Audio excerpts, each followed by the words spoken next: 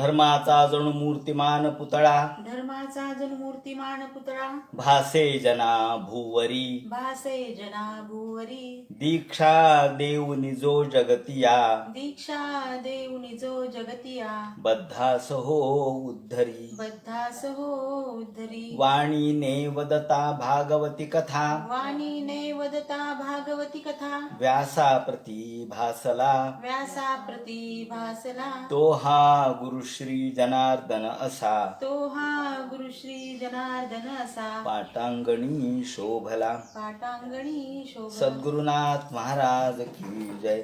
हरे नमः. भगवान वेदव्यास वर्णन करून सांगू लागले. शुकाचार्य राजा परीक्षितीला सांगतात, याप्रमाणे पंचमस्कंधामध्ये आपण सर्व खगोल आणि भूगोल याचं वर्णन ऐकलं आणि हे अत्यंत शास्त्रीय आहे. आज जे शास्त्रीय सिद्धांत हे आपल्याला दिसतात किंवा जे शास्त्राने सिद्ध केलेलं आहे त्याचाच आविष्कार प्राचीन कालापासून हे करत आलेले आहेत. आज त्याची अनुवृत्ती आपल्याला झालेली दिसते. ज्या ज्या ठिकाणी प्रत्यक्ष या खगोल आणि भूगोलाचं वर्णन केलेलं आहे त्याचे शब्द न शब्द या ठिकाणी खरा किंवा योग्य आहे. भुवनकोशाचं जे वर्णन केलंय या भुवनकोशाच्या वर्णनामध्ये सुद्धा जे वेगवेगळे द्वीप आहेत तेव्हा भारतीय संस्कृती कोशामध्ये अशी नोंद आहे की हे मेरू पर्वत इला वर्षामध्ये आहे.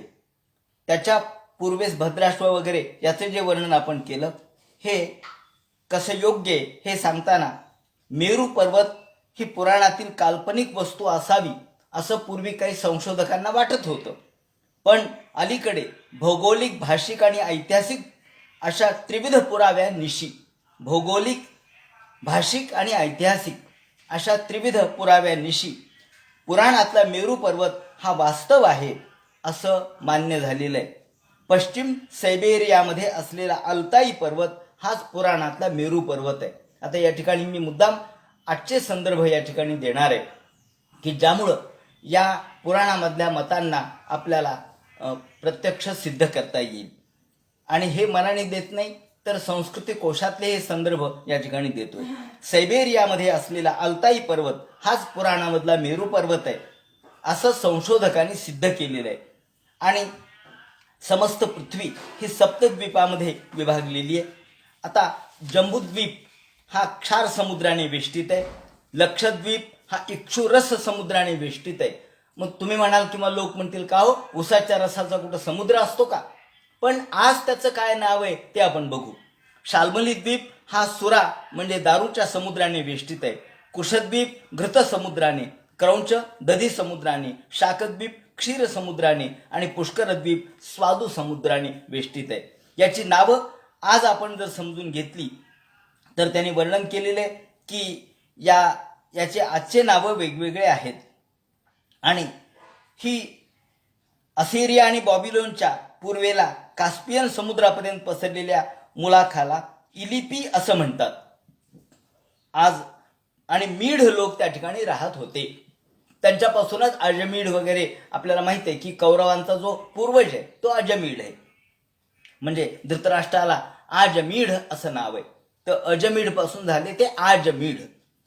तेव्हा पुरुमीढ, आजमीढ हे इला वृत्त वर्षापासून आले. इला वृत्त वर्ष म्हणजे इलिपी असं आजचं नाव आहे. याप्रमाणे परशु हे मेढाच्या दक्षिणेला, पारद हे गांधार देशाचे शेजारी राहत होते, बर्बर हे बॅबिलोनियामध्ये राहत होते. काश्मीरच्या उत्तरेला एका बिंदूपासून पर्वताच्या 6 रांगा निघालेल्या आहेत. हिमालय, हेमकूट, निषद, नील, श्वेत, शृंग हे पर्वत आहेत. आणि मेरू पर्वत हा त्याच्या मध्यबिंदूला मेरू पर्वत असं म्हटलेलं आहे. तेव्हा आता हा हेमकूट म्हणजे हा कोणता पर्वत आहे आजच्या भाषेमध्ये? आजचं सांगावं लागेल ना. केवळ पुराण सांगून मला चालणार नाही, मला आजचा संदर्भ द्यावा लागेल. म्हणून हा जो हेमकूट आहे तो हिंदुकुश पर्वत आहे. निषध म्हणजे सुलेमान आहे. नील म्हणजे काराकोरम आहे. म्हणजे आता पहा आपण कुठपर्यंत चाललो आहोत. श्वेत म्हणजे कुवे लनून आणि शृंग म्हणजे ही नशान असं पंडितांचं मत आहे. हे 6 पर्वत ज्या द्वीपामध्ये आहेत त्याचं नाव आहे जम्बूद्वीप. तुर्कस्तान, ग्रीस मिळून प्लक्षद्वीप होतं. प्लक्षद्वीपाचं जे वर्णन आपण ऐकलं ते आजच्या भाषेमध्ये तुर्कस्तान आणि ग्रीस मिळून लक्षद्वीप. ग्रीकांच्या अतिप्राचीन इतिहासात पॅलेसगी म्हणून जे नाव येतं ते प्लक्षाचं अपभ्रष्ट रूप आहे. क्षारोद म्हणजे भूमध्य समुद्र, म्हणजे जिथे खाऱ्या पाण्याचा समुद्र म्हणतात तो भूमध्य समुद्र आहे. लक्षद्वीपाच्या भोवती आहे. इक्षुरस म्हणजे उसाच्या रसाचा समुद्र नाहीये, त्याला आज काळा समुद्र असं नाव आहे. आणि कॉस्पियन समुद्र यांच्यामधला प्रदेश म्हणजे शाल्मली द्वीप. अरल समुद्र म्हणजे पुराणातला घृत समुद्र, तो कास्पियन समुद्राच्या मधल्या देशाला कुशद्वीप म्हणतात. प्राचीन लोक कुशद्वीपातील लोकांना कोसीन म्हणत होते. पुराण त्यांना कुशाण किंवा कुश असं म्हणतात. अरल समुद्राच्या पश्चिमेला क्रौंच द्वीप आहे. सध्याची समरकंद आणि बुखारा ही शहरे किंवा टापू या क्रौंच द्वीपात गणला जातो. क्रौंच द्वीपाच्या उत्तर समुद्र आणि अल्ताई पर्वत यांच्या दक्षिणेला शाकद्वीप आहे.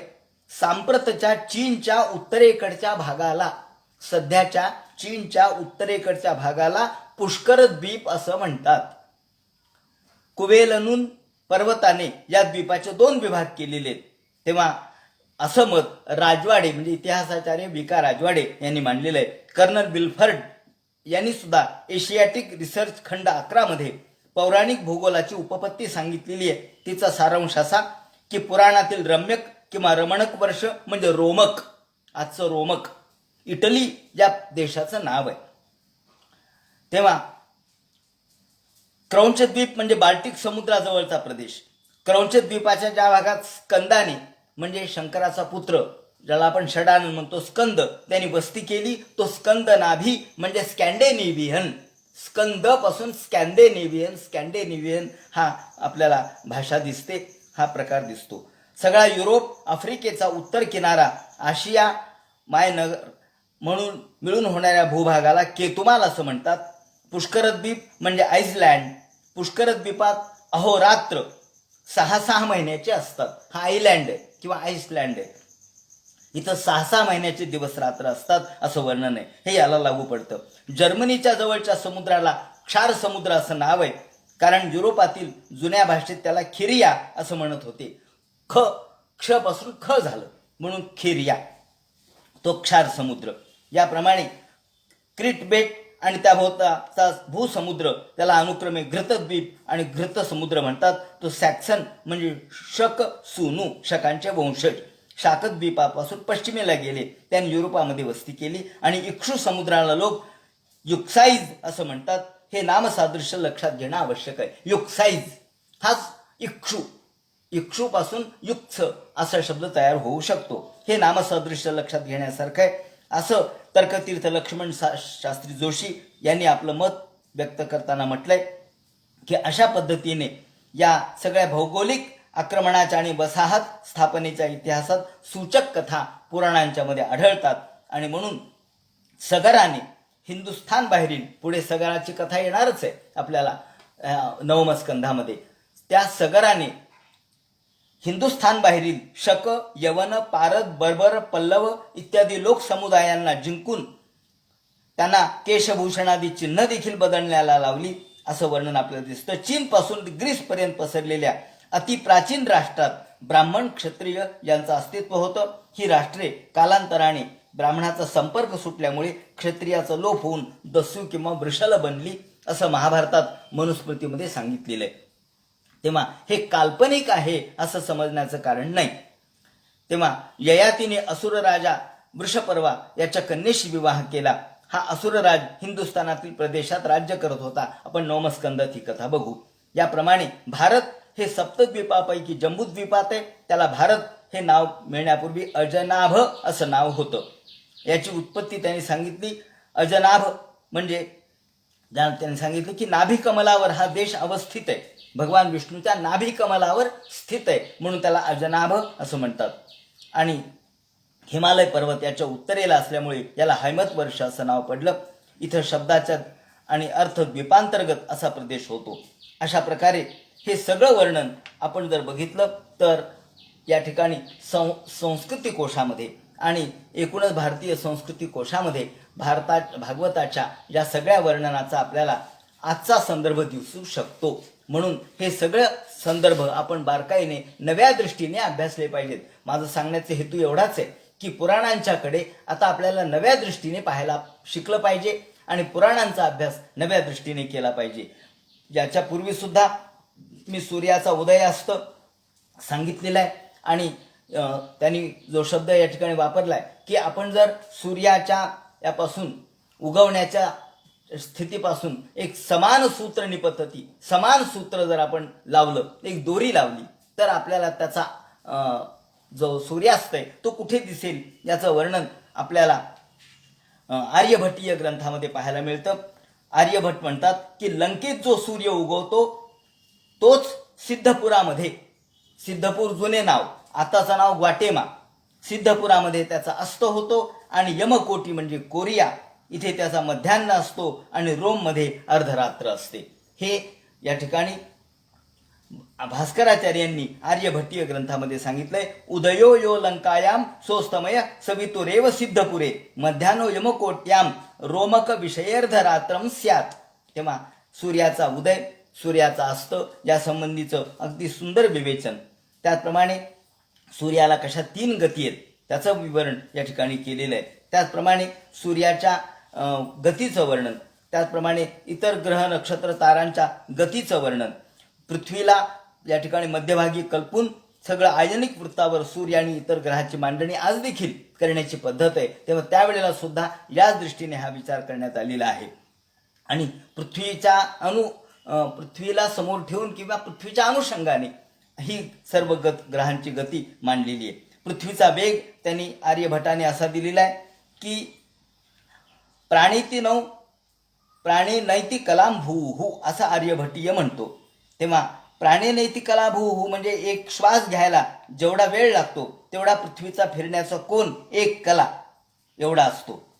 म्हणून 1 मिनिट 1 अंश बरोबर 60 कला किंवा 60 मिनिट एवढा असतो.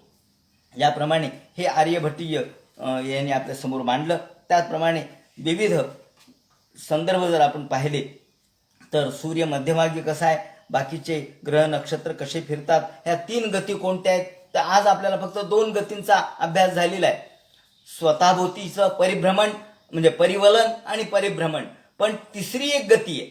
या गतीच्या अनुषंगाने जसं आपल्याकडे परिवलनाने आपल्याला दिवस रात्र होते, परिभ्रमणाने ऋतू बदलतात, तशी जी तिसरी गती आहे त्या गतीनं युग बदलतात. ही संकल्पना आज आपल्याला स्पष्ट करता यायला पाहिजे. म्हणून सूर्याच्या 3 गती त्यांनी मांडलेल्या आहेत. अशा पद्धतीने आता यावर कितीही आपल्याला चिंतन करता येऊ शकतं. मी फक्त या ठिकाणी दिशा आपणाला सूचित केली. श्रीमद भागवतातील विज्ञान दर्शन या नावाचा ग्रंथ विजय भटकर यांनी संपादित केलेला आहे. तो जर बारकाईने अभ्यासला तर आपल्याला या सर्व भागवतामधल्या ग्रहांचं, सूर्याचं आणि त्यांच्या स्थानाचं, गतिमत्तेचं जे वैज्ञानिक स्वरूप आहे ते स्पष्ट होऊ शकतं. तेव्हा आता या ठिकाणी फक्त मी दिशा सूचित केलेली आहे आणि आता आपण 6व्या स्कंधाकडे आता वळणार आहोत. म्हणजे भागवतामध्ये जे जे लिहिलंय त्या सगळ्या लिहिण्याला किंवा मांडणीला शास्त्रीय आधार आहे एवढंच विधान या ठिकाणी मी करू शकतो. त्याप्रमाणे सूर्यभ्रमण, इंद्रपुरी, त्याचप्रमाणे मृत्यूनंतरची गती या संपूर्ण विवरण जे गरुड पुराणांतर्गत वगैरे ब्रह्मवैवर्त पुराणांतर्गत केलेलं आहे ते सगळं आपल्याला शब्दशः अक्षरशः खरंय असं मानावं लागतं. कारण ते कधी शास्त्र लिहिणारे ज्ञानी तत्वदर्शी कधी लबाड बोलू शकणार नाहीत आणि लबाड बोलून त्यांना काय मिळणार होतं. या ठिकाणी गणिताच्या पद्धतीने सगळ्या गोष्टी या ठिकाणी मांडलेल्या आहेत. म्हणून आपण याच्यावर हे गृहीत धरून आज शास्त्रीय संशोधन करण्याची आपल्याला गरज आहे. त्याप्रमाणे आता आपण 6ष्ठ स्कंधाला सुरुवात करू. आणि 6ष्ठ स्कंधामध्ये राजांनी पहिल्यांदा प्रश्न उपस्थित केला. काल आपण बघितलं, नरकाची स्थिती बघितली आणि नरकाच्या 28 प्रकारचे नरक, असे हजारो नरक आणि नरकामधल्या जीवाची होणारी दुर्गती पाहिल्यानंतर राजा म्हणाला, बस बस बस, आता आम्हाला एवढं सांगा की निवृत्ती मार्ग कथित आदो भगवता यथा. अहो, तुम्ही आम्हाला हे सगळं सांगितलं, परंतु मला एक सांगा की केवळ दृष्टश्रुताभ्याम यत् पापम जानन्यात्मनो हितम, पाहिलं तरी पाप, ऐकलं तरी पाप, बोललं तरी पाप, न बोललं तरी पाप, नजरेने नुसतं तिरप पाहिलं तरी पाप, अशा पद्धतीने जर माणूस सारखा पापामध्येच राहत असेल तर पापातून मुक्ती त्याला कधी मिळणार आहे का नाही? त्यातून तो कधी यातून मुक्त होऊ शकणार आहे का नाही? तो पुण्यवान कधी होईल आणि त्याला मुक्ती कधी मिळेल? दृष्टश्रुताभ्याम यत् पापम जानन्नाप्यात्मनो हितम करोति भूयो विवश प्रायश्चित्त मथो कथम. मग याला काही प्रायश्चित्त नाही का? जसं आपण म्हणतो की आपण स्नान केलं म्हणजे शुद्ध झालो, म्हणजे अंगावर मळ होतो, धूळ बसले, हे सगळं खरंय, परंतु स्नानाने शुद्धी होती की नाही? होते. मग तसं शुद्ध होण्याचा मार्ग कोणता हे आम्हाला सांगा. नाही तर मग हे सगळं निरर्थकच होईल. कुंजर शौचवत, केवळ कुंजर शौच म्हणजे ज्याप्रमाणे हत्ती आपलं धूळ उडवतो अंगावर धूळ उडवली, माती उडवली आणि किती माती स्वच्छ करण्यासाठी पुन्हा पाण्यात जातो, पुन्हा पाण्यातून बाहेर आला की पुन्हा डोंगरीवर येतो आणि माती उडवतो, याला म्हणतात कुंजर शौच. मग कुंजर म्हणजे हत्ती आणि शौच म्हणजे शुद्धता. तर हत्ती ज्याप्रमाणे माती अंगावर घेतो, पुन्हा पाण्यात जातो, पाण्यातून पुन्हा मातीवर येतो, ते जसं निरर्थक आहे, ते जसं नुसतं केवळ अंगावर माती उडवणं आणि पुन्हा पाण्यात जाणं आणि पुन्हा पाण्यातून पुन्हा माती उडवणं हे जसं निरर्थक आहे, तसं माणसाचं होईल. पापानंतर पुण्य तो करील आणि पुन्हा पाप करील, तेव्हा पाप आणि पुण्य आणि पाप याच्यातच त्याचं सगळं आयुष्य खर्च होईल. म्हणून त्यातून त्याला मुक्ती कधी मिळेल का असं म्हटल्यानंतर शुकाचार्यांनी सांगितलं, अरे तुला मी या संबंधीचं प्रायश्चित्त सांगतो की हे प्रायश्चित्त असं आहे की ज्याप्रमाणे आकाशामध्ये सूर्य आल्याबरोबर धुकं राहत नाही, ते म्हणतात अघम धुनबंतिकासने निहारमिव भास्कर, त्याप्रमाणे आकाशात सूर्य आल्याबरोबर धुकं राहत नाही, ताबडतोब निघून जातं. त्याप्रमाणे तुला असं मी प्रायश्चित्त सांगणार आहे की जे प्रायश्चित्त सगळ्या प्रकारचं धुकं, सगळ्या प्रकारचे पाप क्षणात नष्ट करणार आहे. तुला मी एक इतिहास सांगतो. अथ चोदाहरंती मम इतिहासम पुरातनम. तुला एक पुरातन इतिहास सांगतो. विष्णूचा कोणता? तर कान्यकुब्ज द्विज कश्चित. कान्यकुब्ज नावाच्या म्हणजे आजचं कनोज, या कनोज या ठिकाणी कान्यकुब्ज नावाच्या ठिकाणी एक ब्राह्मण राहत होता. त्याचं नाव अजामिल असं होतं. कश्चित दासीपती रजामिला. आणि हा अजामिळ आपल्या आईवडिलांच्या सोबत, पत्नीसोबत, कुटुंबासोबत मोठ्या आनंदाने जीवन जगत होता. दररोज त्या आपल्या वडिलांच्यासाठी तो वनामध्ये जात असे. त्याचप्रमाणे तिथं गेल्यानंतर फल, पुष्प, दुर्वा, त्याचप्रमाणे समिधा, हे जे सगळं पूजेचं साहित्य आहे तो घेऊन यायचा आणि दररोज त्याचं दैनंदिन पूजा, अर्चा, पाठ हे चाललेलं होतं. मोठा सत्शील, सुशील अशा प्रकारचं हे कुटुंब होतं. आई वडील मजेत होते, बायकोही आनंदात होती, पोरही मजेत होते आणि तोही सदाचार संपन्न होता.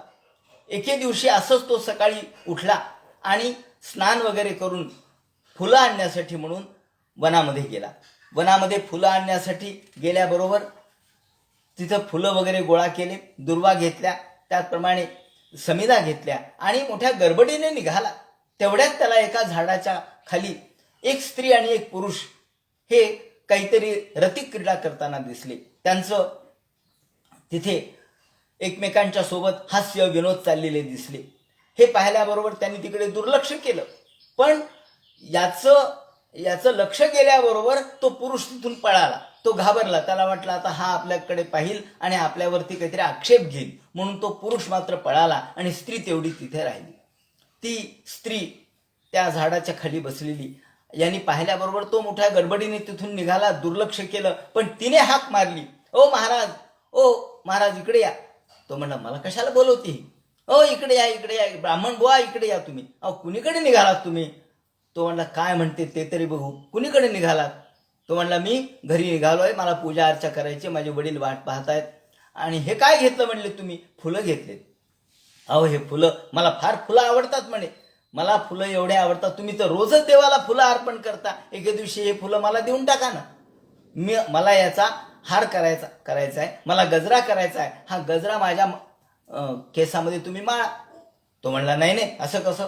असं म्हणता म्हणता क्षणीच तिने मोठ्या जबरदस्तीने मोठ्या गोड बोलून त्याला जवळ बसवलं, त्याच्याशी हास्य विनोद करायला सुरुवात केली आणि तिच्याबरोबर तो रममाण झाला. तिच्याबरोबरच बसला, तिथून उठलाच नाही. घरी वडील वाट पाहत होते, अरे आपला पोरगा कसा आला नाही, अजून मुलगा कसा आला नाही, अजामिळ कसा आला नाही, परंतु तो आलाच नाही. एक दिवस झाला, 2 दिवस झाले, 3 दिवस झाले आणि मग गावातले लोक बोलू लागले, अहो म्हणले तुमचा पोरगा आम्ही पाहिला. म्हणले कुठं? अहो तो वनाच्या बाहेर पलीकडे एका झाडाच्या आड बसलाय म्हणले आणि एक कुणीतरी बाई त्याच्या बरोबर आहे. हा असं कसं होईल म्हणले, माझा मुलगा सदाचार संपन्न आहे, चांगला आहे, सटशील आहे, वेदवेदज्ञ आहे, अहो सगळं खरं आहे म्हणले, पण त्याचा पाय घसरला, वाकडा पाय पडला म्हणे त्याचा. हा असं कसं होईल म्हणले. आणि तो मात्र घरी आला नाही, तो तिथंच तिच्याबरोबर रमामाण राहिला. झाल्यानंतर मग आता पैसे कसे मिळवायचे, तिच्याबरोबर त्याची क्रीडा सुरू झाली, त्याचे हास्यविनोद सुरू झाले आणि एके दिवशी करता करता करता पैसा मिळवण्यासाठी मग चोरी करू लागला. चोरी लपी सुरू झाली. चोरी करता करता दरोडे टाकू लागला, लोकांना मारू लागला, हाण मार, त्याचप्रमाणे खून दरोडे करून भरपूर पैसे जमा केले आणि तिच्याबरोबर रममाण झाला. करता करता करता तिच्यापासून आता आजच्या भाषेत सांगायचं तर रिलेशनशिपमध्ये राहिला.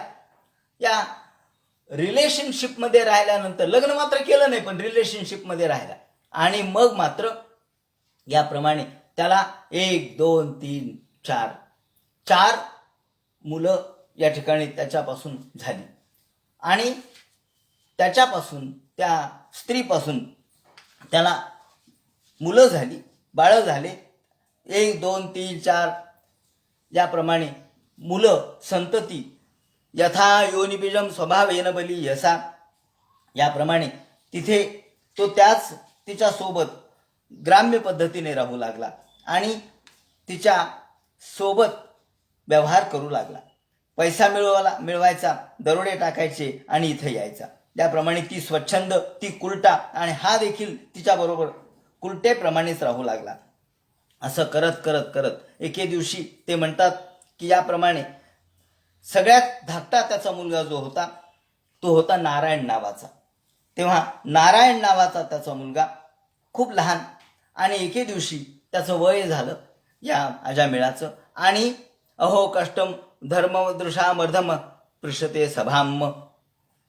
एके दिवशी यमराजाने सांगितलं, अहो जाओ म्हणले त्या दुष्ट वाईट सर्व प्रकारचा भ्रष्ट असलेला तो अजामिळ त्याला घेऊन या. म्हणून यमदूत आले. यमदूताला पाठवल्यानंतर एवढा शीलवृत्त संपन्न असलेला चांगला, परंतु आता मात्र तो भ्रष्ट झाला. त्याच्या जीवनामध्ये काहीही राम राहिला नाही. मग मदाघूर्णित नेत्रया, फक्त दारू प्यायची, त्याप्रमाणे हत्या करायच्या आणि तिच्यासाठी सगळं काही करायचं, खेळायचं, गायन करायचं, हसायचं, कामलिप्त व्हायचं. याप्रमाणे तिच्यासोबतच राहून राहून राहून तो सगळं काही विसरला. ध्यान, तप, त्याचप्रमाणे वडिलांनी सांगितलेले सगळं कार्य तो विसरला आणि प्रसिद्धेत यथा तथा, तिला खुश करण्यासाठी सगळं तो करू लागला. परंतु एके दिवशी जेव्हा हा यमराजाचे दूत आले तेव्हा मात्र तो घाबरला. अरे अरे अरे अरे म्हणजे अरे कोण आले? काळे कभिन्न असे यमराजाचे दूत त्यांनी पाहिल्याबरोबर तो घाबरला आणि सगळ्यात धाकटा जो मुलगा होता नारायण नावाचा, त्याला त्याने आवाज दिला, नारायण. त्याला वाटलं मी घाबरलोय, आता माझा मुलगा देखील घाबरेल, म्हणून तो त्या मुलाच्या नावाने त्याने हाक मारली खरी. तेवढ्यात बदल झाला. काय बदल झाला? नारायण असं उच्चार केल्याबरोबर त्याचे सगळे पातक नष्ट झाले आणि इकडे विष्णूने सांगितलं, अहो विष्णुदूत आहो, जा. सुनंद आणि नंद यांना पाठवलं. म्हणले जा तुम्ही विमान घेऊन तो अत्यंत पुण्यवान असलेला जो अजामिळ आहे त्याला घेऊन या. आणि विष्णुदूत आणि यमदूत दोघे एकमेकांच्या समोर. आता यमदूताने तर पाश आवळलेले त्याच्या गळ्याला, त्याचे प्राण तो घेऊन जाणार एवढ्यात त्याला भयभीत झाल्यामुळं त्यांनी नारायण आपल्या मुलाला हाक मारली. प्रत्यक्षामध्ये मुलाला हाक मारली, देवाचं नाव घेतलं नव्हतं, मुलाला हाक मारली आणि घटना बदलली. घटना तो अत्यंत पापी असलेला पुण्यवान झाला. विष्णुदूत आणि यमदूत दोघेही समोर. तोपर्यंत याचा प्राण गेलेला नव्हता. तो टुकटुक पाहत होता, अरे हे तर काळे कभिन्न यमदूत आहेत आणि हे कोण आले? मोठे सुंदर दिसायला, दोघे किशोर वयाचे आहेत आणि भगवंतासारखं रूप रंग आहे. कोण आहेत? हे दोघे एकमेकांना बोलू लागले. यमदूत म्हणाले, अहो म्हणले, हे आमचे आसामी आहे, हा अत्यंत पापिष्ट आहे, अत्यंत वाईट आहे. ते म्हणले, नाही, हा अत्यंत पुण्यवान आहे. म्हणले, पापिष्ट आहे आम्हाला यमाने सांगितलं, अत्यंत पापी असलेला, सगळ्या प्रकारचा कर्मभ्रष्ट असलेला, धर्मभ्रष्ट असलेला याला घेऊन या आणि तुम्ही याला पुण्यवान म्हणता? हो म्हणले, हा साक्षात पुण्यवान आहे. याचे पापी आम्हाला एक कण देखील पाप याचं शिल्लक राहिलेलं नाही. तो परिपूर्ण पुण्यवान झालेला आहे. म्हणले, असं कसं काय? मग आमचे जे मालक आहेत त्यांनी सांगितलं ते काय चूक आहे का? असं म्हणून दोघंही एकमेकांशी चर्चा करू लागले. असं म्हटल्यानंतर त्यांनी सांगितलं, जा तुमच्या मालकाला सांगा, अहो हा आत्ता जेव्हा मालकाने आदेश दिला तेव्हा तो पापी होता, पण आता मात्र यदा नारायणा येती, तुम्ही आल्याबरोबर तो काय म्हणला? अहो त्याच्या पोराला हाक मारली म्हणले त्यांनी, नारायण. हो म्हणले, नारायण या नावामध्येच 4 अक्षर आहेत. हे 4 अक्षर म्हणजे 4 वेद आहेत. यदा नारायणा इति जगाद चतुरक्षरम तेन सुरापो मित्र ब्रह्मा गुरुतल्पगाहा. मग हा सुरापी, तो दारू पिणारा असो, मित्राचा द्वेष करणारा असो, ब्राह्मणाचा घात करणारा असो, गुरुला मारणारा असो, गुरुतल्पगाहा, अहो गुरुपत्नीशी दुर्व्यवहार करणारा असो, किंवा चोर असो, डाकू असो, त्याचप्रमाणे एखादा एकमेकांच्यावरती हल्ला करणारा खुनी असो, दरोडेखोर असो, हा यांनी नाव घेतलंय भगवंताचं, तो त्या सगळ्यापासून मुक्त झाला. आणि याच्या पातकी नो परे, ते म्हणले, अहो याच्यासारखा पातकी दुसरा नाही. ते म्हणे, नाही, याच्यासारखा पुण्यवान कुणी नाही. कसा काय? म्हणले, असं कसं झालं? म्हणले, भगवंताचं नाव घेतलं आणि सगळ्या प्रकारच्या पापातून तो मुक्त झाला. अपिचेत सुदुराचारो भजते माम अनन्य भाग. हा अपिचेत सुदुराचारो, दुराचारी होता पण आहे नाही. होता आणि आहे याच्यात काळाचा फरक आहे. होता म्हणजे भूतकाळ आहे आणि आहे म्हणजे भविष्य, आहे म्हणजे वर्तमान काळ आहे. होता हा भूतकाळ आहे. तो होता, पापी होता, दुष्ट होता, वाईट होता, दरोडेखोर होता, पण आता नाही. मग चोर होता पण आता नाही का? आता नाहीये. मग तो चोरी त्यांनी केली, मग त्या चोराचं पाप, पण त्याला पश्चात्ताप झाला.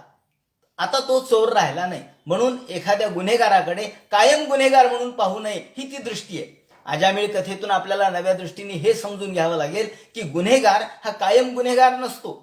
तो गुन्हा करतो, शिक्षाही भोगतो, परंतु त्याच्यातून शिक्षा भोगून बाहेर आल्यानंतर त्याला जेव्हा प्रायश्चित्त तो घेतो आणि आता पश्चात्ताप होतो, पश्चात्तापेन शुद्धती, पश्चात्तापाने शुद्ध झाला, तेव्हा आता गुन्हेगार म्हणून त्याकडे पाहू नका. जसं नामदेव महाराजांनी एक अभंग लिहिलाय, त्या अभंगामध्ये त्याने असं म्हटलंय की एखादी दासी होती परी रायासी रतली. ती दासी आहे. दासी काम करता करता तिचं राजाबद्दल तिच्या मनामध्ये आकर्षण निर्माण झालं. राजाला ती आवडू लागली आणि आता ती दासी म्हणता म्हणता ती राणी झाली. राजाने तिच्याबरोबर लग्न केलं. अहो म्हणली, दासी होती, होती, पण रायासी रतली. मग मागेल्या त्या बोली बोलो नये. मग आता लग्न झाल्यानंतर कोणी त्याला दासी म्हणेल का? राजाबरोबर लग्न झालं, लग्न झालं सावधान म्हणून. लग्न झाल्यानंतर आता कोणी म्हणेल का ती दासी आहे? तिला कोणी काम सांगेल? अहो म्हणले, कशी? ती राणी आहे. कसं काय? म्हणले, परिवर्तन कसं झालं? अहो लग्न झाल्याबरोबरच परिवर्तन झालं. लग्न झाल्याबरोबरच परिवर्तन झालं. लग्न झाल्याबरोबर जसं तिला पतीचं गोत्र मिळालं, त्या पतीच्या गोत्राबरोबर पतीचं सगळंच मिळालं, गुण सुद्धा मिळाले. पती डॉक्टर असला की बायको डॉक्टरीन झाली, पती वकील असला की बायको वकिलीनबाई झाली. कसं काय? म्हणले, वकिलीनबाई कुठून झाल्या? ह्या तर 5वी शिकलेल्या आहेत. हो म्हणले, 4थी असो नाही तर 5वी असो, पण वकिलीनबाई का? वकिलाची बायको ती वकिलीनबाई, डॉक्टरची बायको ती डॉक्टरीनबाई. त्याप्रमाणे ते म्हणतात, पतीचं गोत्र जसं मिळतं तसं पतीचं महत्वही मिळतं, पतीची प्रतिष्ठाही मिळती, पतीची पतही मिळती. नुसती पती नाही मिळत तर पतही मिळती, म्हणजे पतही मिळते आणि पतीही मिळतो. मग याप्रमाणे राजाबरोबर एखादी दासी जर रतली तर मागील त्या बोली बोलो नये, तिला आता तुम्हाला दासी म्हणता येणार नाही. होती आणि आहे याच्यात हा फरक आहे. भूतकाळ आणि वर्तमान काळ याच्यात फरक आहे. म्हणून नामदेव महाराजांनी म्हटलंय की लोखंडाचा विळा परिसा लागला, मागली त्या मोला मागो नये. लोखंडाचा विळा होता, विळा लोखंडाचा आहे, पण परिसाचा स्पर्श त्याला झाला. पण लोखंडाचा विळा विकताना 2 रुपयाला विकला आणि एकदम त्याला परिसाचा स्पर्श झाल्याबरोबर त्याचं झालं सोनं. आता 2 रुपयाला कोणी विकल का? म्हणले नाही नाही, आमची बोली बंद. आता आम्ही मागच्या तुमच्या मोलाला देणार नाही. आमची जबान आता आम्ही मागं घेतो. म्हणले कशामुळं? त्यावेळेला लोखंडाचा होता, पण परिसाला लागल्याबरोबर सोन्याचा झाला. अहो याची किंमत किती आहे माहिती का? म्हणले याची किंमत कोटी रुपये. का? त्याचं कारण परिसाला लागला. याचं वजन पहा किती आहे, त्याचं सोनं झालं. म्हणून लोखंडाचा विळा परिसा लागला, मागली त्या मोला मागो नये. मागच्या मोलाने मागता येणार नाही. म्हणून ते म्हणतात की होता अपिचेत सुदुराचारो भजते माम अनन्य भाग साधुरेव हे मंतव्य. तो होता, दुष्ट होता, त्याचप्रमाणे भ्रष्ट होता, सगळ्या प्रकारचे खून दरोडे त्यांनी केले होते, पण आज मात्र तो स्वच्छ झाला. या ठिकाणी आपल्याला म्हणून तर जेव्हा साहित्यामध्ये यादव कालामध्ये जे काव्य लिहिलं गेलं, जे अभंग लिहिले गेले, त्याचं कारण हे, मला हा मुद्दा या ठिकाणी अधोरेखित करून सांगायचा आहे. अजामेळाची कथा तर सांगायचीच आहे, पण अजामेळाच्या कथेमधलं जे तत्वज्ञान आहे ते हे आहे की तुम्ही मागच्या सगळ्या गोष्टी या ठिकाणी आपल्याला भूतकाळामध्ये आपल्याला समाविष्ट करावे लागतील. आणि म्हणून जनाबाई सारखी एखादी दासी जनी ही देखील साहित्य लिहून कवयित्री होऊ शकते आणि संत म्हणून मिरवू शकते. चोखा महाराज जेव्हा म्हणतात की चोखा डोंगा परी भाव नोहे डोंगा, चोखा डोंगा आहे पण त्याचा भाव डोंगा नाही. शुद्ध चोखा मेळा करी नामाचा सोहळा. आतापर्यंत तो अशुद्ध होता, परंतु जेव्हा नामाचा सोहळा तो करू लागला तेव्हा तो शुद्ध झाला. आतापर्यंत अशुद्ध असलेलं देह हा मात्र शुद्ध झाला. तेव्हा या शुद्धीकरणाचं जे महत्व आपल्याला 12व्या शतकामध्ये 13व्या शतकामध्ये दिसतं. आणि मग सगळ्या प्रकारचे सगळ्या जाती धर्मामध्ये संत निर्माण झाले. सगळ्या जाती धर्मात अहो एवढंच कशाला, कसाईचं काम करणारा कसाई कसा असतो म्हणजे क्रूर, पण यादव कालामधला कसाई सज्जन कसाई आहे. तो सज्जन आहे, त्याचं नाव सज्जन आहे. का बरं? अहो कसाई हा व्यवसाय आहे, परंतु वृत्ती सज्जनत्वाची आहे. सांगायचं तात्पर्य असं की यामध्ये परिवर्तन जे झालं आणि मग सगळ्या समाजातल्या लोकांना असं वाटू लागलं की आम्ही देखील संत होऊ शकतो.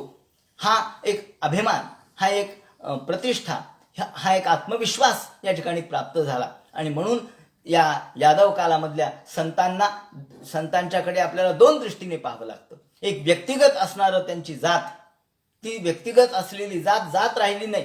का? तर ती जात म्हणून आपण त्याच्याकडे पाहत नाहीत आणि म्हणून ते संत म्हणून आपण त्याकडे पाहतो. मग ते कुणी असो, ते चोखा मेळा असो, मेळा म्हणजे महिला म्हणजे अस्पृश्य, परंतु अस्पृश्य असून सुद्धा ते संतत्वापर्यंत पोहोचले. चोखा मेळा, गोरा कुंभार, सावता माळी, सेना नावी, हे सगळे नावं जर आपण पाहिले तर वेगवेगळ्या जाती धर्मात संत निर्माण कशामुळे झाले? तर त्यांना एक प्रकारचा आत्मविश्वास मिळाला की आम्ही अपिचेत सुदुराचारो, आम्ही आमचा धर्म कोणताही असो, आमची जात कोणतीही असो, आम्ही शेख मोहम्मद नाही का, शेख मोहम्मद मुस्लिम आहेत. ते म्हणतात शेख मोहम्मद अविंद परी त्याच्या हृदयी गोविंद, त्याच्या हृदयामध्ये गोविंद आहे. तेव्हा तो अविंद जरी असला तरी तो भगवंताचा प्रिय भक्त आहे. याप्रमाणे आणि मग जनार्दन स्वामींनी आपलं शिष्यत्व त्याला दिलेलं आहे. जनार्दन स्वामींचा तो शिष्य बनलेला आहे, एकनाथ महाराजांचा तो गुरुबंधू आहे.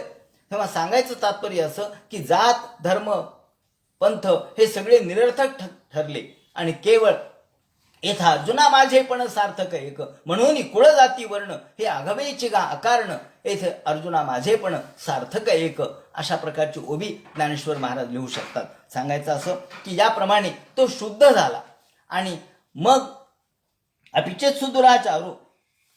सुदुराचारो भजते माम अनन्य भाग, माझ्याशी जर तो एकरूप झाला तर मग साधुरेव हे मंतव्य, तो साधूच झाला, तो संतच झाला, तो श्रेष्ठच झाला. याप्रमाणे परिवर्तन झालेलं त्यांनी सांगितलं. एका नावाने हे घडू शकतं, एक नामस्मरणाने हे होऊ शकतं.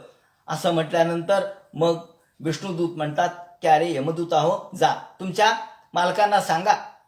ते म्हणले आमच्या मालकापेक्षाही मोठे मालक आहेत का? म्हणले आहेत, त्यांच्याशी चर्चा करा. असं म्हणून हे निघून गेले. आणि मग विष्णुदूत ते म्हणाले चला. अजामिळ जागृत झाला. अजामिळ म्हणला हो, तुम्ही कोण आहात आणि तुम्ही एवढे दयाळू कसे काय? मला तुम्ही कुठे घेऊन जाणार आहे? ते म्हणले अहो, तुम्हाला भगवान विष्णूंनी पाचारण केलेले. ते म्हणले अहो, विष्णू एवढे दयाळू आहेत का? म्हणले मी तर एवढा पापिष्ट आहे. ते म्हणले तू पापिष्ट नाही राहिला, तू पुण्यवान आहेस. म्हणले कसं काय? ते म्हणले तू नाव काय घेतलंस? ते म्हणले मी माझ्या मुलाला हाक मारली. हो म्हणले सांकेत्यम पारिहास्यम वा स्तोभम हेलन मे बाबा वैकुंठ नाम ग्रहण मशेषागहरम विदुहू. सांकेत्यम पारिहास्यम वा, तुम्ही कोणत्याही दृष्टीने भगवंताचं नाव घ्या. सांकेत्यम, संकेताने घ्या. सांकेत्य म्हणजे काळा. भगवंताला काळा हे एक संज्ञा आहे ना. ए काळ्या इकडे, हा माहिती, तो काळा फार बदमाश आहे. काळा म्हणजे कोण हो? काळा म्हणजे कृष्ण. ते म्हणले असू द्या ना, तो काळा म्हणू द्या मला, परंतु संकेताने जरी त्यांनी नाव घेतलं तरी ते माझंच नाव आहे आणि म्हणून मी त्याला तेच फल देणार. पारिहास्यम वा, त्याला कितीही जरी त्याची निंदा केली, परिहास केला, उपहास केला, अहो रणछोड दास म्हणून कृष्णाला म्हणतात. रणछोड म्हणजे रणातून पळून आलेला. रणातून म्हणजे युद्धातून पळून आलेलं काय फार चांगली गोष्ट आहे का? युद्धातून पळून येणे ही काही फार चांगली गोष्ट नाही, तो अपमान आहे. पण कृष्ण म्हणतात नाही, मला पळायचं युद्धातून, कारण त्यातून मला दुसरी गोष्ट साधायची होती. जेव्हा कालयवन मागे लागला तेव्हा कृष्ण युद्धातून पळाले आणि यांना वाटलं की अरे कृष्ण पळाला युद्धातून आणि त्याच्या मागे मागे हा गेला. आणि मग आपण बघणार आहे दशमस्कंधामध्ये त्या कालयवनाला मुचुकुंदाकडून त्यांनी ठार केलं. त्याप्रमाणे त्याला पारिहास्यम वा, पारिहास्यम म्हणजे उपहास केला आपण. रणछोड असं नाव त्याला प्राप्त झालं. कृष्ण म्हणले चालतं, मला रणछोड नावही चालतं. आणि ज्याप्रमाणे कृष्णाने ते नाव धारण केलं आणि आपण ते नाव जरी घेतलं, ते कुणी परिहास करून उपहास करून जरी घेतलं तरी स्तोभम हेलन मे बाबा, स्तोभम हेलन मे बाबा. आपण देवाचं नाव वेगवेगळ्या पद्धतीने घेतो. आपण ठाल विठ्ठाल विठ्ठाल म्हणतो. हे ठाल म्हणजे काय हो? ठाल म्हणजे विठ्ठलच. अरे अरे विठ्या मूळ मायेच्या कारट्या, तुझे गेले मडे, तुला तुझं पाहुणे काळ रडे. जनाबाई म्हणते. काय म्हणते हो? म्हणले विठ्ठलाला हे संत अरे विठ्या म्हणतात.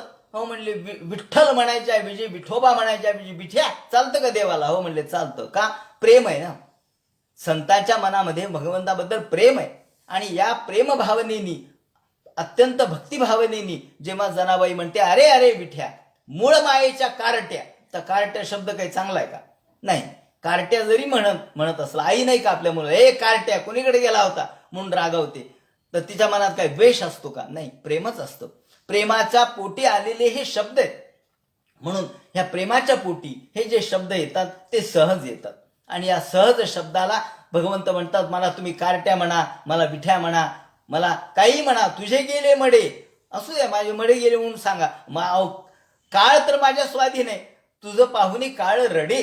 ती म्हणते अहो काळ सुद्धा तुला बघून रडतो. म्हणजे काय? तर काळ तुझ्याकडे बघून रडतो म्हणजे तू काळावर देखील मात केलीस. तेव्हा एकीकडं ते शिव्या आहेत म्हणून ती म्हणते की मी शिव्या देते दासी जनी, या वेशीमध्ये उभा राहून मी शिव्या देते. तर शिव्या देत असताना सुद्धा ती ओव्यास गाते. त्यामध्ये भक्ती कृष्णदेवाने पाहिलेली आहे. त्याप्रमाणे संत नामदेव महाराज सुद्धा तेव्हा पांडुरंगाला म्हणतात की अरे तुला मी आता जिवंत सोडणार नाही, तुला मी आता पक्क धरलंय.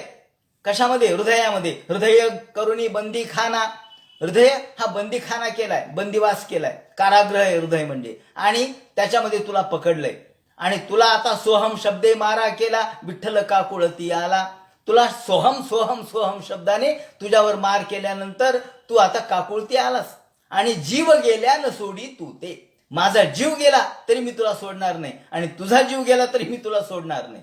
आता ही जी भाषा आहे ही नामदेवांची भाषा, ही भांडणाची आहे, परंतु हे प्रेमाचं भांडण आहे. देव म्हणतात कोणत्याही दृष्टीने माझं नाव घ्या, मी त्याच्यावर कृपाच करतो.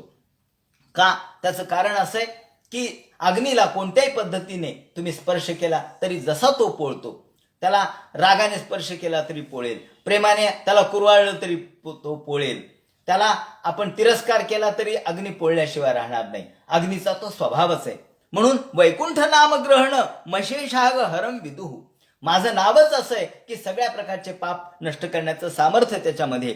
म्हणून नामाचा महिमा कदापि न कळे किंवा कळे शंकरा. सेवेचे सुख मारुतीच कळले प्रत्यक्ष त्या वानरा. नामाचा महिमा कदापि न कळे किंवा कळे शंकरा. शंकराला नामाचा महिमा कळाला जेव्हा त्यांनी विषप्राशन केलं आणि आग होऊ लागली, तेव्हा राम म्हटल्याबरोबर हे विष अंगातून बाहेर आलं. बाकी कुठल्याही उपायांनी विषावर उपाय झाला नाही. विषाचा थंडपणा विषालातून आला नाही आणि फक्त राम नामाच्या उच्चाराने त्याला अमृतमयता प्राप्त झाली. त्याप्रमाणे पतित स्खलितो भग्न संदष्ट स्तप्त आहतः. पतित असो स्खलित असो, माणूस कसाही असो, तो पडत पडत आपण एकदम ठेच लागली, एरवी आपल्याला आईची आठवण होत नाही, पण ठेच लागल्यावर आपण आई ग म्हणतो, पण ते आईला बरोबर पोहोचतं. का तर तुमच्या दुःखाला ताबडतोब आई धावून येते. म्हणून दुःख जेव्हा होतं माणसाला तेव्हा आईची आठवण होते. ते म्हणतात पतित स्खलितो भग्नाः. जेव्हा माणूस दुःखात पडतो, म्हणून सौख्यात नाठवे हरी. सौख्यामध्ये सुखामध्ये माणसाला हरीची आठवण होत नाही, पण ते म्हणतात दुःखामध्ये मात्र, शोकामध्ये मात्र, दुःखार्णवामध्ये मात्र रोज हरिपाठ. रोज माणसं हरिपाठ करतात. हरिपाठ म्हणजे आज काय म्हणले सत्यनारायण करायचं का? अहो दुःख काही कमीच होईना. आज काय सप्ताह सुरू केलाय का? दुःख निवारणासाठी. म्हणजे सौख्यात नाठवे हरी, पण दुःखात रोज हरिपाठ. रोज हरिपाठ. हरिपाठ म्हणजे हरिपाठ करतात, देवाचं नाव पाठ करतात असंही आहे, आणि हरिपाठ करतात अर्थात देवदेव करतात असंही आहे. त्याप्रमाणे ते म्हणतात पतित स्खलितो भग्ना संदष्ट तप्ता आहतः हरिरित्यवशेनाह पुमान्नार्हति यातना. माणसाने दुःखाच्या वेळेला का होईना देवाचं नाव घेतलं तरी सुद्धा तो दुःख हरण करणार आहे. संदष्ट स्तप्ता आहतः. कधी तो रागाने घेऊ द्या, संदष्ट म्हणजे दात ओठ खाऊन देवाचं नाव घेऊ द्या. हिरण्यकशिप नाही का, दात ओठ खाऊ, कुठे रे तुझा तो, कुठे तुझा तो तो तो तो म्हणत होता, तो नाव घ्यायचं नाही देवाचं म्हणून, पण दात ओठ जरी खाल्ले, आह ताहा, दुःखाने असो, प्रेमाने असो, रागाने असो, दात ओठ खाऊन असो, काही दृष्टीने माझं नाव घेतलं तरी माझ्या नावाने बरोबर तो तरल्याशिवाय राहणार नाही. शिशुपालाने नाही का देवाला 100 शिव्या दिल्या, परंतु या 100 शिव्या सुद्धा भगवंताने शिरोधार्य मानल्या. गुरुणांच्या लघुणांच्या गुरुणीचं लघुनीचं. तुम्ही त्याचा गुरुणांच्या लघुणांच्या म्हणजे कधी तुम्ही देवाचं नाव लांबट करून घ्या, कधी तो शॉर्ट फॉर्म रस्व करून घ्या. विठ्या हे रस्व झालं नाव, किंवा त्याप्रमाणे आपण ठाल हे नाव रस्व झालं म्हणजे अर्धवट झालं, ते सुद्धा मान्य. त्याचप्रमाणे गुरुणांचं दीर्घ असं नाव देवाचं घेतलं तरी सुद्धा देव म्हणतो मला वासुदेव. देव म्हणतो मान्य. एखादे जांभळी देताना देवाचं नाव घेतात, एखाद्या आळस देताना देवाचं नाव घेतात. देव म्हणतात असू दे, आळस करताना ते माझं नाव घेतलं तरी चालेल, माझं नाव अर्धवट घेतलं तरी चालेल. प्रायश्चित्तानी पापानां तानभुक्तानी महर्षिभी याप्रमाणे. आणि अजानतोप्यात्मगुणम. तो म्हणला अहो पण मला काहीच माहित नव्हतं, देवाचं नाव नाही बाबा मी घेतलं, मी माझ्या पोराचं नाव घेतलं. अजानता, मी देवाला जाणत नाही. ते म्हणे नसू द्या, पण देव तुम्हाला जाणतो. तुम्ही जरी देवाला जाणत नसला, तुला जरी देवाचं नाव येत नसलं तोंडाला, तरी मरा मरा मरा म्हणता म्हणता राम राम जसं झालं तसं तू नारायण म्हणता म्हणता तुझे सगळे पातक नष्ट झाले. एक नारायण नावाने जगाद चतुरक्षरम, या 4 अक्षरामध्ये 4 वेद आहेत. नारायण, नारायणा येते. नारायण हे नार म्हणजे पाणी, जो पाण्यामध्ये राहतो असा भगवान. त्या भगवंताचं नाव तू घेतलंस हे ऐकल्यानंतर त एवं सुनितम धर्मम भागवतम नृप, याप्रमाणे ऐकल्याबरोबर तोही थक्क झाला. तो म्हणला अरे देव मग एवढा दयाळू आहे का की जो हरी एवढं 2 अक्षर उच्चारल्याबरोबर, नारायण एवढं नारायण नाव उच्चारल्याबरोबर जर मी मुक्त होत असेल, हरीर हरती पापानी दुष्ट चित्तैरपि स्मृतः. हरीर हरती पापानी, हरी नाव घेतल्याबरोबर पापाचं हरण होतं. म्हणून हरी नाव घ्या नाही तर हर नाव घ्या. हर हरा हरिहरा नाही भेद, हरी आणि हर एकच आहेत. तेव्हा आपल्या पापाचं हरण करणारा भगवान आहे. त्याप्रमाणे तुम्ही अनिच्छेने जरी नाव घेतलं किंवा अजानताने जरी नाव घेतलं तरी सुद्धा जसा अग्नी नकळत पाय पडला, पण पोळल्याशिवाय राहील का? राहणार नाही. प्रेमाने त्याला कुरवाळलं तरी तो पोळेलच, आणि रागाने तिरस्काराने लाथ मारली तरी तो पोळेलच. याप्रमाणे पाप नष्ट करणारा भगवंताचं नाव आहे. नामव्याहरण, त्याचं नाम उच्चारण असा अर्थ आहे. म्हणून भगवंतानी आपलं स्वतःचं नावच असं त्यांनी सांगितलं. नाम आणि नामीन याच्यात ऐक्य आहे. यातलं तत्व असं आहे की नाम म्हणजेच नामीन. नामीन म्हणजे कोण? नामीन म्हणजे ज्याचं नाव आहे तो. आता आपलं नाव लहानपणापासून आपण ऐकत आलेलो असतो. आपल्याला एखाद्याने हाक मारली, ए इकडे, आपलं नाव घेतलं.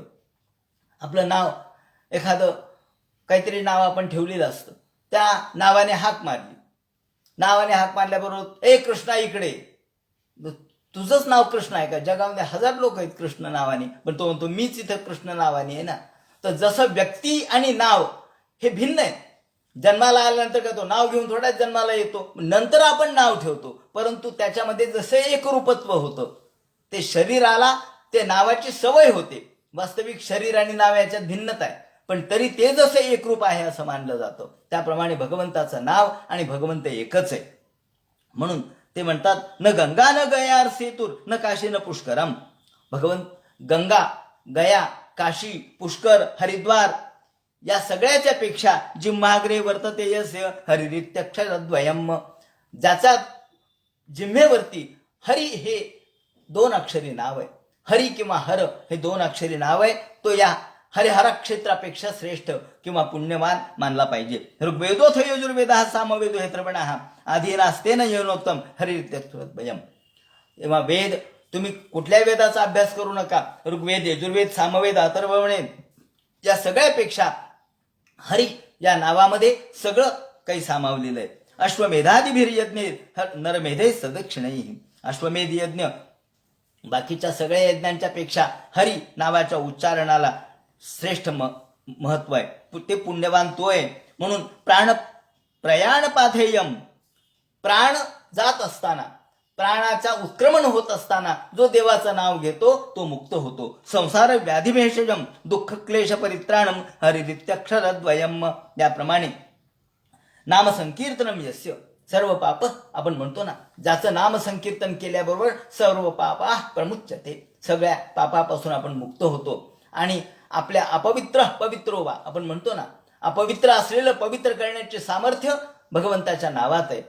अपवित्र पवित्रो वा, पवित्रो वा, सगळं अपवित्र जरी असलं, शरीर किंवा आजूबाजूचा प्रदेश जरी अपवित्र असला तरी भगवंताच्या नामस्मरणाने अंतर्बहिःशुची, भगवंताच्या नावाने आत आणि बाहेर शुद्धता निर्माण होते. ब्राह्मणा, क्षत्रिय, वैश्य, मग कोणतंही तुम्ही कोणी असा, तुम्ही भगवंताच्या नावाने शुद्ध होता.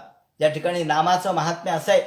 या ठिकाणी ज्ञानेश्वर माऊलींनी सुद्धा एका ठिकाणी असं सांगितलंय की राजाज्ञेची अक्षरे आहाती, ती चामा एका जया पडती, त्या चामासाठी जोडती सकळ वस्तू. राजाज्ञेची अक्षरे आहाती. जर एखाद्या, जसं उदाहरणार्थ आज आपल्या नोट आहेत, नोटावरती त्या गव्हर्नरची सही आहे. गव्हर्नरची सही नोटावर आहे म्हणून नोट चालते. आणि जेव्हा मोदी सरकारने 1000ची नोट बंद केली, 500ची नोट बंद केली, काय झालं म्हणले, मग सही होती का? सही होती, पण त्यातलं सामर्थ्य काढून घेतलं. मग ज्याप्रमाणे, नाही तर तो कागदच झाला. मग 1000ची नोट चालत नाही, 500ची नोट चालत नाही, तो कागद आहे. अहो त्याच्यात साधे फुटाणे बांधता येत नाहीत. अहो म्हणले कसं काय झालं? काहीच किंमत नाही राहिली का? काही नाही. देवानी आपल्या नामामध्ये सामर्थ्य घातलंय, कागदात सामर्थ्य घातलं म्हणून कागद हा 2000 रुपयाची नोट, कशावरून? ते कागदाचीच आहे, पण त्यावर सामर्थ्य घातलंय सरकारनी, त्यामध्ये शक्ती दिली सरकारनी. त्यामुळं तेवढ्या नोटाला, एका कागदाला, चिठोरीला सुद्धा 2000ची किंमत आहे. पण सामर्थ्य काढून घेतलं की ती किंमत गेली. गव्हर्नरची सही आहे म्हणून एखाद्या कागदाला सुद्धा किंमत येते. गव्हर्नरची सही नसेल तर त्या कागदाला किंमत राहणार नाही. त्याप्रमाणे ते म्हणतात, राजाज्ञेची अक्षरे आहाती, ती चामा एका जया पडती. चामड्याचं नाणं हे त्या काळामध्ये एकदा केलं होतं म्हणे, त्या वेडा महम्मदांनी चामड्याचं नाणं केलं होतं ज्ञानेश्वरांच्या काळात. तेव्हा असं चामड्याचं नाणं, त्या चामड्यावर जर राजाज्ञेची अक्षरे असतील, अर्थात राजाचा शिक्का असेल, एखाद्या चामड्यावर राजाचा शिक्का असेल, तर ते चामडं सोन्यापेक्षाही महत्वाचं ठरतं. का हो म्हणले? कशामुळं? अहो म्हणले रुपयेत ना ते. का? चामडं आहे ना? नाही, चामडं नाहीये, त्यावर राजाची अक्षर आहेत, राजमुद्रा आहे, राजमुद्रा कोरलेली आहे. ज्याच्यावर राजमुद्रा कोरली ते चामडं जरी असलं तरी ते सोन्यापेक्षाही किमतीवान, मूल्यवान ठरतं. तसं ते म्हणतात हे जे चामडं आहे, कोणतं? आपलं शरीर हे सुद्धा चामडंच आहे. हे देखील एक चर्म आहे. त्या चर्मावर जर रामनामाची अक्षरे कोरलेली असतील, सतत रामनामाचं स्मरण अनुस्मरण आपण करत असू, संकीर्तन आपण करत असू, तर ते नामस्मरण आपल्याला पावन करणार आहे आणि किंमत मूल्यवान करणार आहे.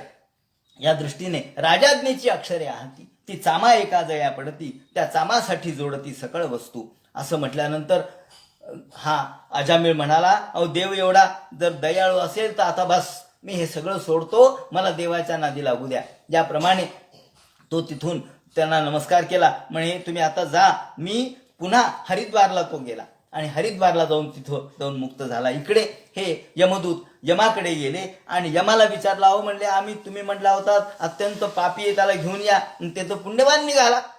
तिथं दुसरे दोघ जण आले, ते म्हणले बरोबर आहे, तुमच्यापेक्षा कोणी मोठं आहे का? हो म्हणले, अहो विष्णू माझ्यापेक्षा मोठे आहेत. अहो त्यांचं महात्म्य, भगवंताचं महात्म्य कोणालाही कळणार नाही. आणि मग भागवत धर्म या ठिकाणी यमराजांनी त्यांच्या यमदूतांना सांगितला. भागवत धर्म म्हणजे काय? धर्मम भागवतम शुद्धम त्रैविद्यंच गुणाश्रयम. याप्रमाणे धर्मज्ञा कामिनो यत्र वैकुंठ नाम ग्रहण जिम्मा बघ तुम्ही हा रहती, नामाचं महात्म्य सांगितलं. आणि शुकाचार्य म्हणतात याप्रमाणे हा गंगाद्वार म्हणजे हरिद्वारला गेला, तिथे तो मुक्त झाला आणि भगवंतांनी त्याला पार्श्ववर्ती नाम, त्याला आपलं पार्षदगण म्हणून नेमलं. त्याला मुक्त झाल्यानंतर आपल्या सोबत पार्षदगण याची त्यांची नियुक्ती केली. आणि इकडे यम राज आपल्या दूतांना सांगतात की दूतान हो, बरोबर आहे, माझ्यापेक्षा श्रेष्ठ भगवान विष्णू आहेत आणि त्यांचं श्रेष्ठत्व हे जगात कोणालाही कळलं नाही. फक्त 12 लोक आहेत की ज्या 12 लोकांना, हे 12 लोक कोणते? ते म्हणतात स्वयंभूर नारद शंभू, प्रत्यक्ष स्वयंभू मनु, नारद, शंभू, कुमार, कुमार म्हणजे हे आपण सनक सनंदनादी, त्यानंतर कपिल, त्यानंतर प्रल्हाद, जनक, भीष्म, बली, वैयासकी म्हणजे शुकाचार्य आणि आम्ही, एवढे 12 लोक असेत. द्वादशे ते विजानीमो धर्मम भागवतम भटाहा. भागवत धर्माचं रहस्य एवढ्या 12 लोकांना कळलं, बाकी कुणालाही कळलं नाही. याप्रमाणे 4 संप्रदाय, ब्रह्म, रुद्र, श्री आणि कुमार असे 4 संप्रदाय त्यांनी सांगितले. आणि याप्रमाणे जिम्हानभक्ती ते म्हणतात, या यमराज म्हणतात, अहो जी जीभ भगवंताचं नाव घेत नाही ती जीभ निरर्थक आहे. जिम्हानभक्ती भगवत गुण नामधेयम चेतशन स्मरते तच्चरणार विंदम कृष्णाय नो नमति यच्छिर एकदापि तानानयध्वमसतो कृत विष्णु कृत्यान. जी जीभ भगवंताचं नाव घेत नाही ती दारदूर केव, ती केवळ बेडकाची जीभ आहे, डुरडुर करणारी, त्यामुळं त्या जिभेला काही अर्थ नाही. चित्तान शांती देई ऐसी, त्या ठिकाणी विद्या कशाला? अशी विद्या काय कामाची जी माणसाच्या चित्ताला शांती देत नाही. आणि हरिनाम जी न घेई जिम्हा अशी कशाला? जी भगवंताचं नाव घेत नाही अशी जीभ काय कामाची? जिम्हा न भक्ती भगवत गुण नाम ध्येयम चेतश्च न स्मरति तच्चरणार विंदम. जे मन भगवंताच्या चरणार विंदाशी एकरूप होत नाही ते मन निरर्थक आहे. आणि जे शिर भगवंता पुढे नतमस्तक होत नाही, त्या शिराच्या डोक्यावर कितीही मोठा मुकुट असला, किती किमतीचा मुकुट असला तरी त्याला काही अर्थ नाही. कृष्णाय नो नमति यच्छिर एकदापि. तेव्हा भगवंताच्या पुढे आपण नतमस्तक झालं पाहिजे, भगवंताचं नामस्मरण केलं पाहिजे. यथा सुजातया भक्त्या शुद्धेन आत्म व्रतादिभिः. त्याप्रमाणे नामनोतु यावती शक्ती. नामामध्ये अशी शक्ती आहे की एवढं पातक सुद्धा माणूस करू शकत नाही, तेवढं पातक करण्याची क्षमता आपली नाही, इतकी नावात शक्ती आहे. ज्याप्रमाणे गवताची गंज असते, गवताची गंज किती मोठी असू द्या, एक काडी त्याला पुरेशी आहे जाळायला, त्याप्रमाणे कितीही पातकाचा डोंगर असू द्या, एक भगवंताचं नाम पुरेसे आहे त्याला नष्ट करायला. म्हणून नामनोस्तु यावती शक्ती. नावामध्ये एवढी शक्ती आहे की एवढं पातक सुद्धा माणूस करू शकत नाही. म्हणून ज्याप्रमाणे ते म्हणतात भगवंताचं नाव हे दही मधुरम दधी मधुरम मधुमधुरम द्राक्षा मधुरा सीतापि मधुरैव तस्मादपि तन्मधुरम मथुरानाथस्य नाम यद्गीतम. भगवंताचं नाव ज्या गीतात आहे ते सगळ्यात मधुर आहे. त्याप्रमाणे यमराजाने सुद्धा यमदूताला हे सांगितलं आणि यमदूतांनाही आश्चर्य वाटलं. त्याप्रमाणे भागवत धर्माचं रहस्य यमराजाने सांगितलंय. म्हणून भागवत धर्म म्हणजे जो आज आपण वारकरी संप्रदाय म्हणतो त्या धर्माचं आपल्याला जर सूक्ष्म स्वरूप पाहायचं झालं, प्राचीन स्वरूप पाहायचं झालं तर या कथेमध्ये त्याचं उद्घाटन झालेलं आपल्याला दिसतं. त्याप्रमाणे आता यानंतर जो अध्याय आपण घेऊ त्यामध्ये दक्षाच्या द्वारे भगवंताची स्तुती कशी केली जाईल, प्रजापती आणि दक्ष प्रजापती यांचं आख्यान आणि त्यानंतर प्रत्यक्ष दक्षपुत्राला नारदाचा उपदेश आणि नारदाला दक्षाचा शाप, ही कथा आपण उद्याच्या चिंतनामध्ये बघू. तोपर्यंत थांबू. हरे नमः. पुंडलिक वरदे हर विठ्ठल. सीताकांत स्मरण जय जय राम. पार्वती पते हर हर महादेव. श्रीमज्जनार्दन गुरुमूर्तये नमः.